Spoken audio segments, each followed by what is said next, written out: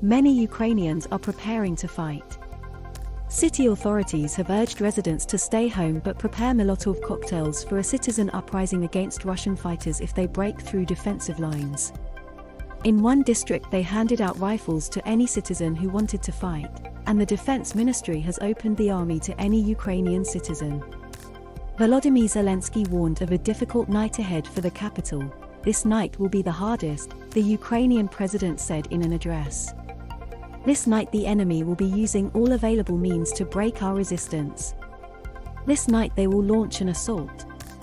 The past day has focused on the capital, Kiev. Russian forces entered the outskirts on Friday and were threatening from the northwest and east in an attack aimed at seizing the city. More than 50,000 Ukrainian refugees have fled their country in less than 48 hours, a majority to Poland and Moldova, said the UN Refugee Agency head Filippo Grandi, adding that many more are moving towards its borders. Photos have shown enormous queues of cars heading for Ukraine's western borders. On Friday, guards fired warning shots to prevent a stampede at Kiev's central station as thousands of people tried to force their way onto evacuation trains. The Russian Defense Ministry claimed its forces had taken control of the strategic Kostomel airfield to the northwest of Kiev, while Russian tanks were filmed by people in the Obolonsky district about 6 miles north of the city center in the morning.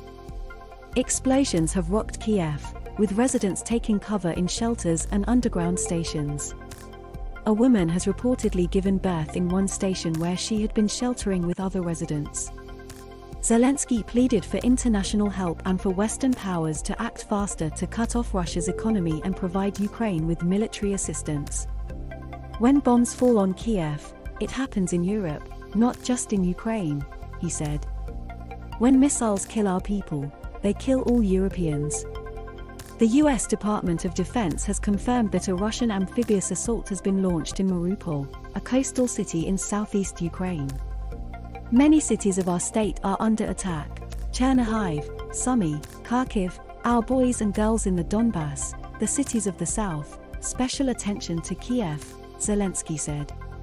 "We can't lose the capital."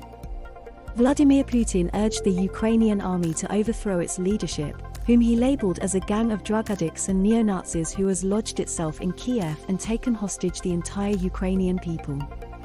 Prominent Russians have joined protests in Russia or spoken out against the invasion, amid at least 1,800 arrests at anti-war rallies. They include pop stars, chat show hosts and newspaper correspondents who have gone public despite the professional and personal risks that come with dissenting from Vladimir Putin. NATO will deploy significant extra troops to countries in Eastern Europe who are part of the alliance, its Secretary-General, Jens Stoltenberg, has said. UK ministers warned there would be no forces going to Ukraine itself to avoid an existential war between Russia and the West. The EU and the UK have moved to freeze foreign-held assets of Putin and his foreign minister, Sergei Lavrov. The initiative is largely symbolic but followed recognition that appeals for action from Volodymyr Zelensky had to be heard. The UN Security Council voted on a resolution deploring the Russian invasion of Ukraine.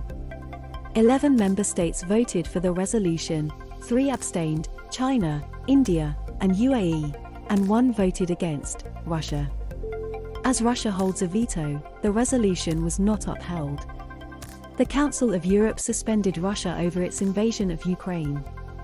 The 47-nation council announced that Russia was suspended with immediate effect from the organization's Committee of Ministers and Parliamentary Assembly on Friday as a result of the Russian Federation's armed attack on Ukraine.